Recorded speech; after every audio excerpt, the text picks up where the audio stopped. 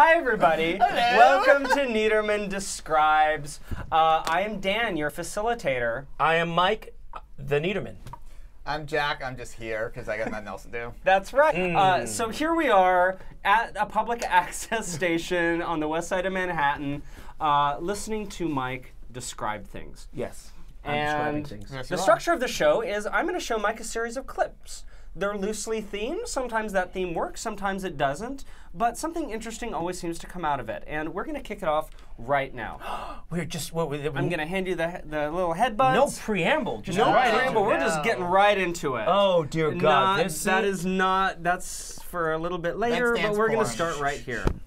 Okay, this is one of the greatest movies ever made.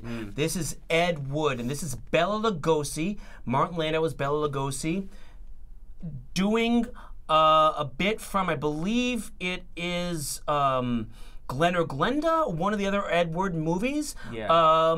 But he's acting in public, and Johnny Depp, in one of his last great performances, is admiring him. Of course, Bela Lugosi was Hungarian, and I'm Hungarian. My grandfather knew him. Not kidding. Really? Yes. Tell me about that. They were both Hungarian, and my grandfather was in an Hungarian theater troupe in the 1930s, and apparently stole Bela Lugosi's cane out of his coffin. No! Yes! How's That's Bela amazing. Lugosi gonna get around in heaven? Well, he's Dracula. He can turn into a bat and fly. Yes. Stole the cane out of his coffin As he was actually Wait, how being did buried? he do that? No, not like it was- as it was descending down into the earth, but like the coffin was there, and he reached in and he grabbed it because there was an Hungarian theater troupe that my grandfather was tangentially involved in. So what happened to the cane? No idea.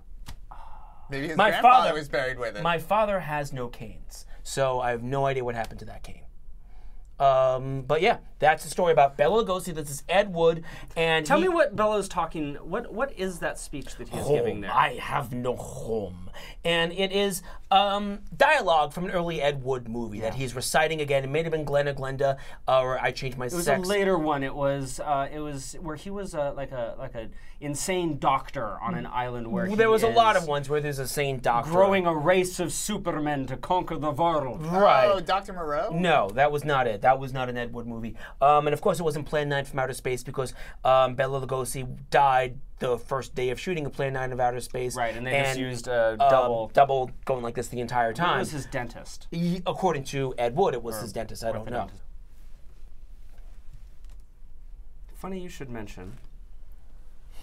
The Island of Dr. Moreau, and this is the Marlon Brando is insane version of the film. That's a weirdo-looking David Thewlis. Fairuza Balk, whatever happened Yes. to her? She was so hot in the 90s. In the Craft. In the Oh my Craft. goodness. And she was on one episode of The Sopranos, but they recast her and reshot of her scenes. What's happening in this scene? So there's an island of Dr. Moreau. There's Dr. Moreau, and he's controlling all of the animal creatures with like a button that they all freak out. David Thewlis has got a gun, and he doesn't understand why. There's more animal creatures. I don't see where Val Kilmer is right now. Don't hurt the animal creatures. All the animal creatures want to do is love Dr. Moreau. And why have you done this, says David Thewlis. Marlon Brando says, do you feel the heat? I can't tolerate the sun. All the life on Earth. I don't know if that was actually Marlon Brando's line, or just what he was saying in the moment, and they put it in the movie, because he famously did not know his lines. And now a tiny little person, a creature, is giving Marlon Brando a sponge bath. With all sorts of weird animals around, including Fairuza Balk. If there ever was a movie that was considered to be a shit show, this is one of them.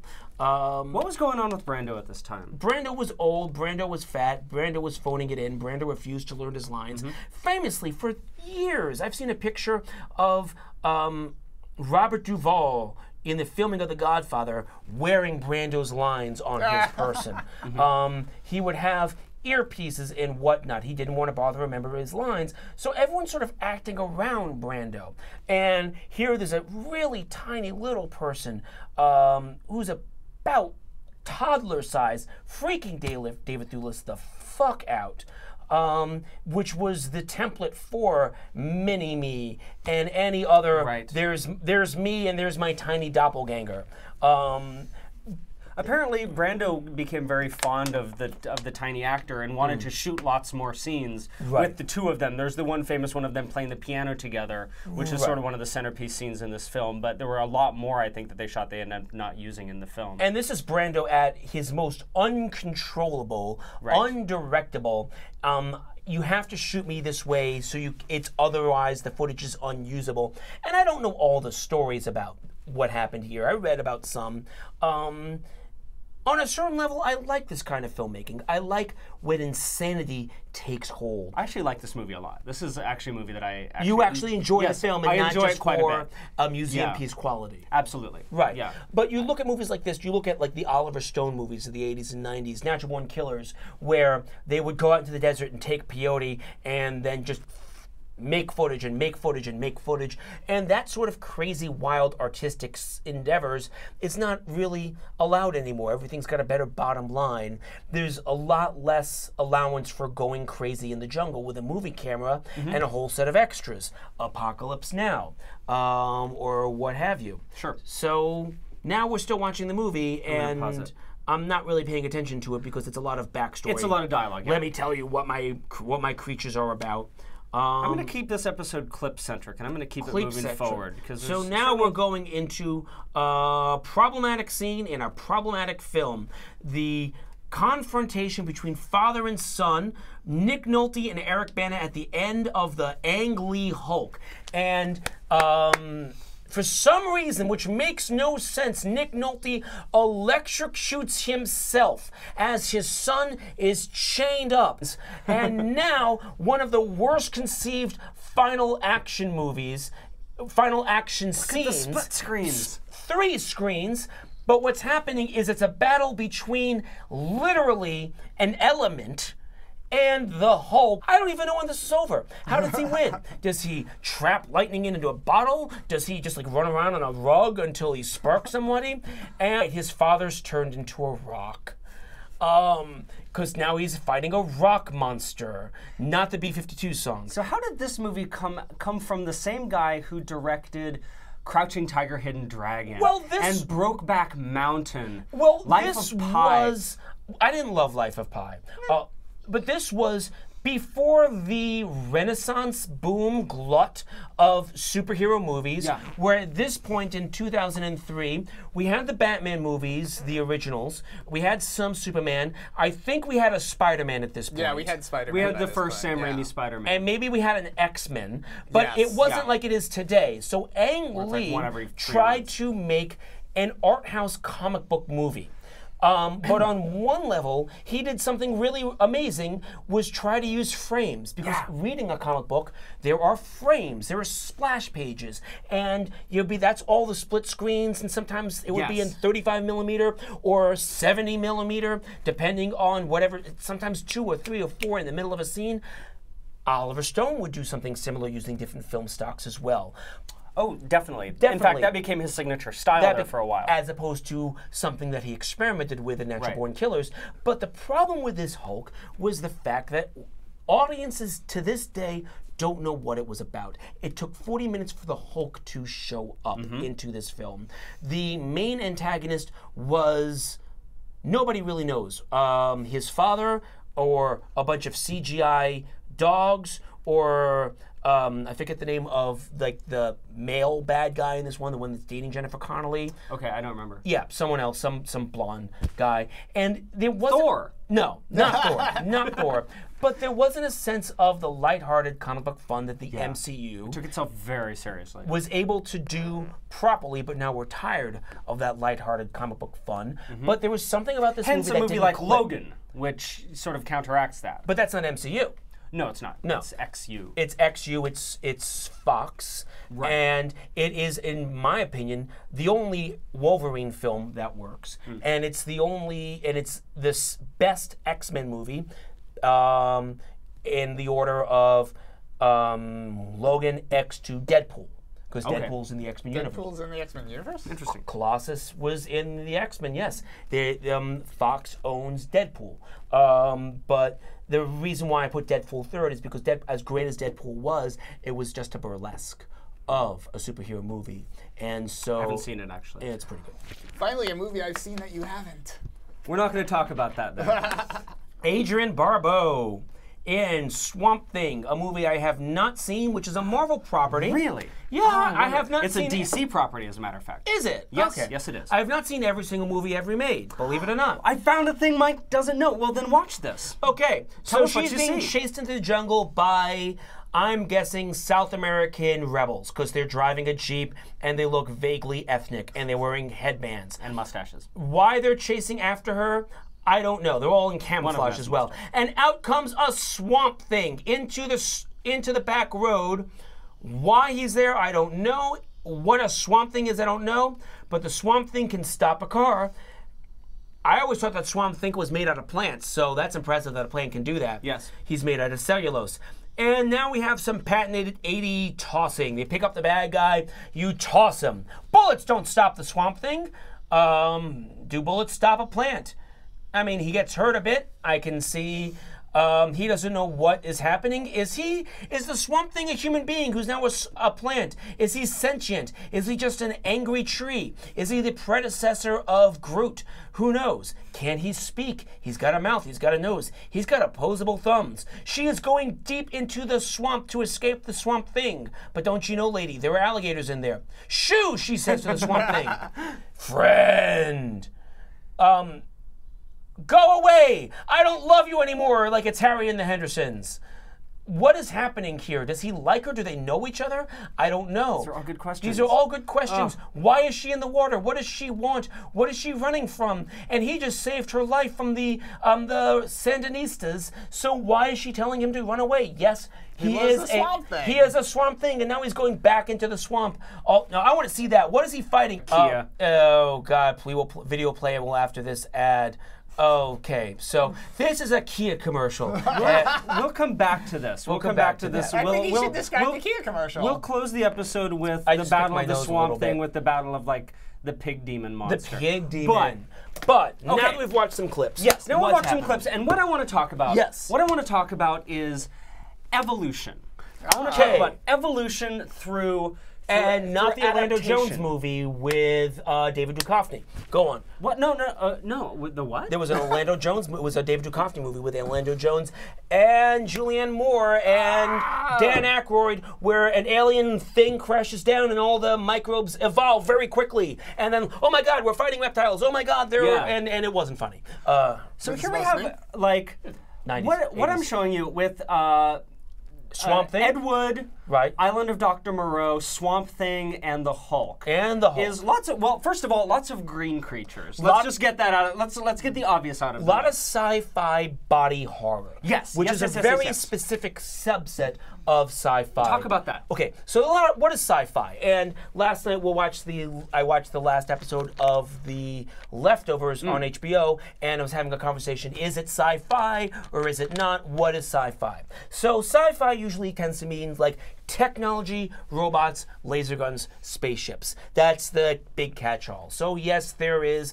Star Trek, Star Wars, and then there's hard sci-fi, where it's a real deep investigation of how technology affects how we live. And that's Blade Runner, that's Ex Machina. But then there's a real interesting subset of sci-fi, like The Fly. Yes. Or the most recent Fantastic Four movie, which failed on every level, but there was a hope that it was going to be a body horror version of the Fantastic Four.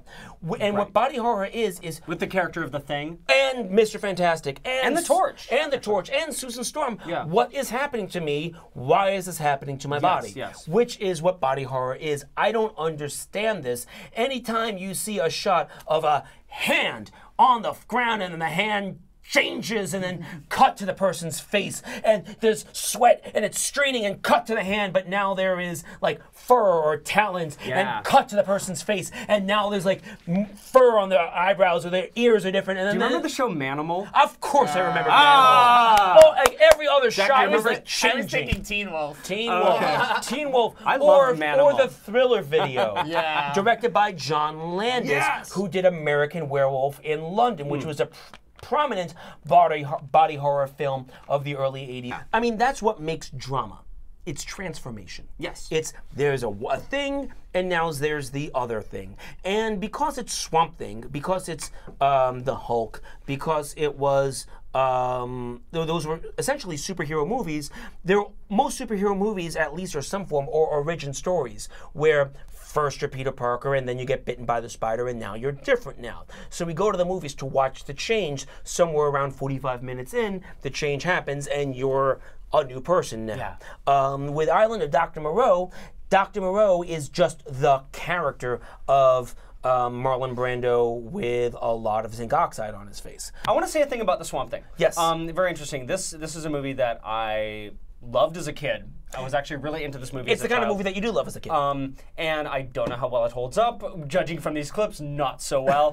But I would watch it again.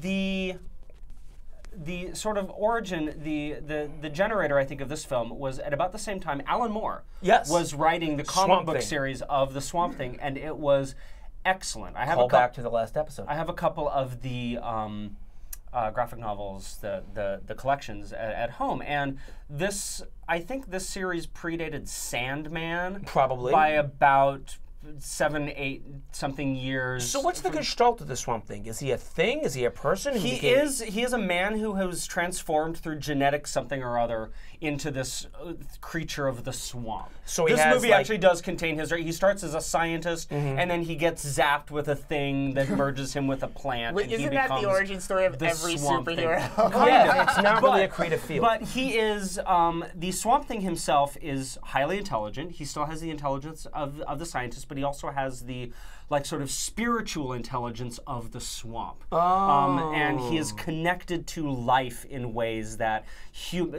mere humans. Is this like have sort of a Native American guy, like I am closer to the earth kind of thing? Perhaps that's a way to Orientalism sort of quality. What is Orientalism when we're talking about Native Americans and not people from Asia? I guess it would be just like noble savagery.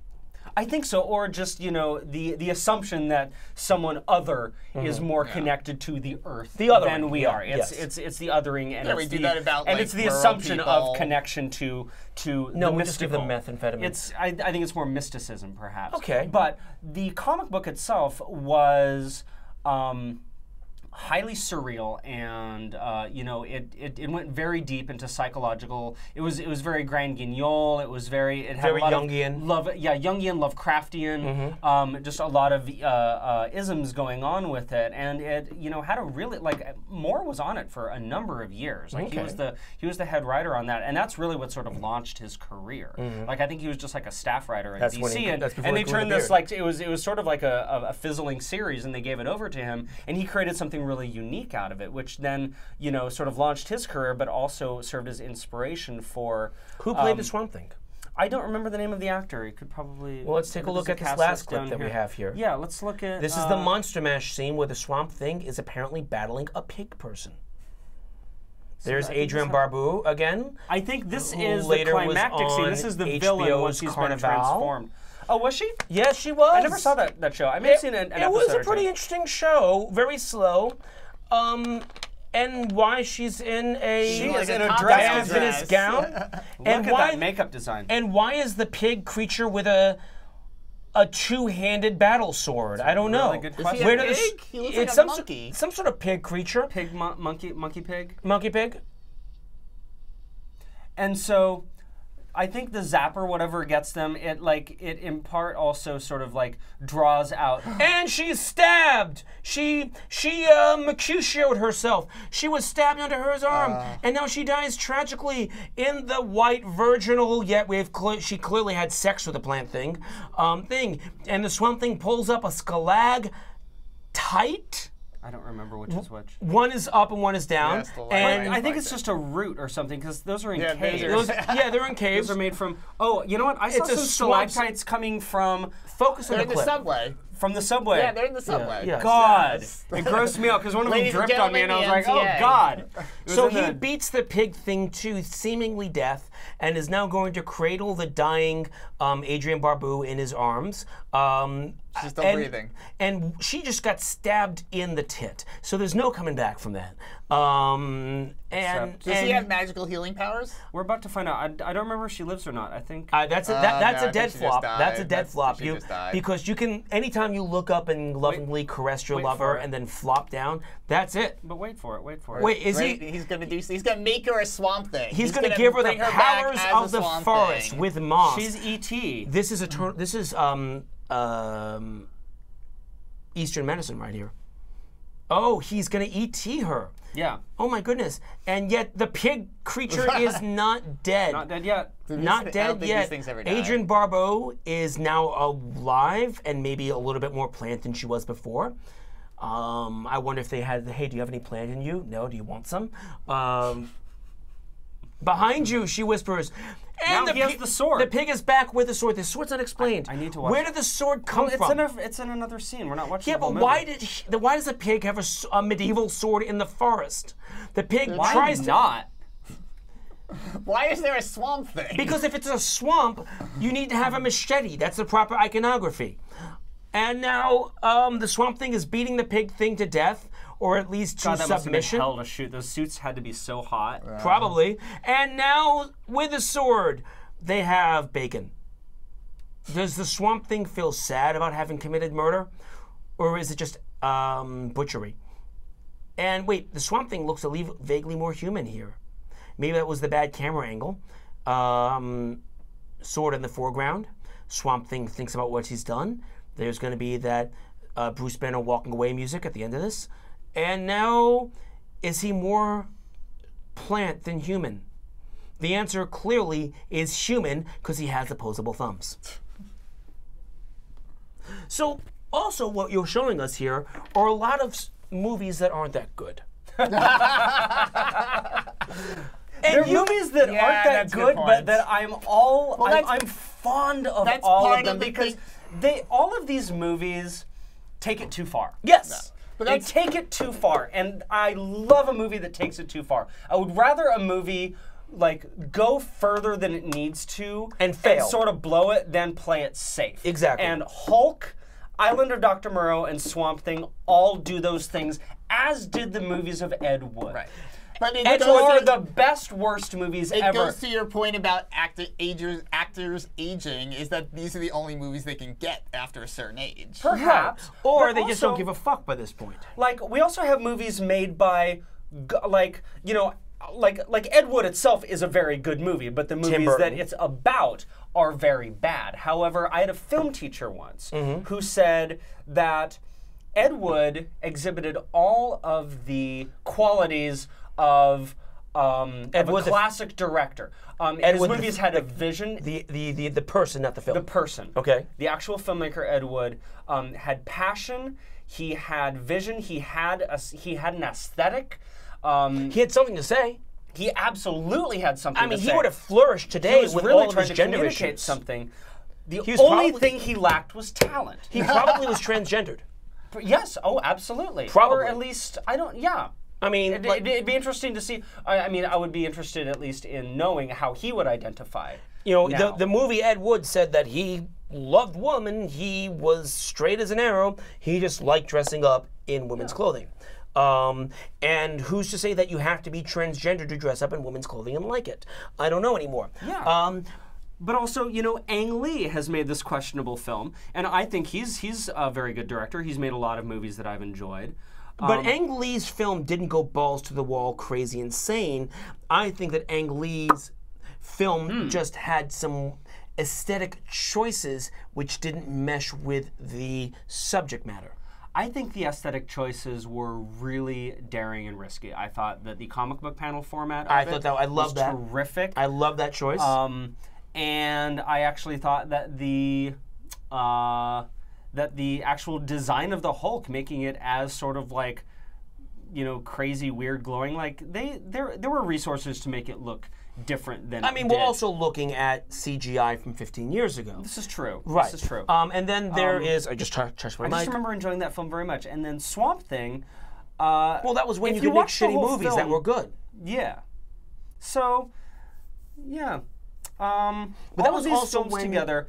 But the theme across the board here is that of evolution. The character of the Swamp Thing. The Hulk. The monsters, not Moreau himself, but the monsters that Moreau has genetically engineered. I felt the Hulk could have more evolution, but Bruce Banner wasn't that really a strong character in that Hulk film. Fair enough. But it's also the evolution right now. We're talking about the evolution of film and the evolution of the superhero movie and or the monster movie. Right. Where they're not allowed to be as balls to the wall insane. They have to be a little bit more settled so they get those important Asian foreign markets. But also, the evolution of the superhero movie is everything has to be connected. And here you have these weirdo standalone films that function on their own, but then the sequels maybe aren't that good, or they recast the main actor, or Brando's dead. Brando's dead. Brando's dead. Brando is dead. And what these films say about evolution, about growth, I don't know. Because I don't know if these films are trying to say something about growth. What they're trying to say something about is transformation. Good. Evolution has a long-standing, you have to take the telescope through time back away to see it through years and years and years of change over creatures and creatures and lives and lives. But if you see transformation, then you see someone who is human becoming not human, someone not human becoming human, someone turning into something, and usually it's science, but it's an excess of science. It's balls to the wall fearlessness that got these characters in these places. So these movies that go too far aesthetically, narratively, are about characters that go too far aesthetically and scientifically. What's a good example? What's an example of an excellent movie that? About what? Evolution or About transformation. Let's get rid of evolution. That was probably the wrong category. Let's go with transformation. About transformation. And this is going to bring us out. Oh, that's going to be hard. Okay, an excellent movie about transformation that I'm trying to think about right now, where one character turns into another character. You mentioned it before. The Fly. Yeah, The that's what I was Fly. thinking of. I was actually going to go with The Dark Crystal. Oh. Where the end of The Dark Crystal, spoiler alert, all the creatures transform into one giant creature that encompasses everything. You are part of her, just as we are part of each other. And that's very much spiritualism of everything is connected. Yes. But yes, The Fly, very much so, the Brundle Fly is... Very much within this genre. Very much within this genre of why are you so close up on my face? Back off. And that's it. And now we're out. And now are we out? And we're out. All right. Good episode. That was good. Yes. That was good.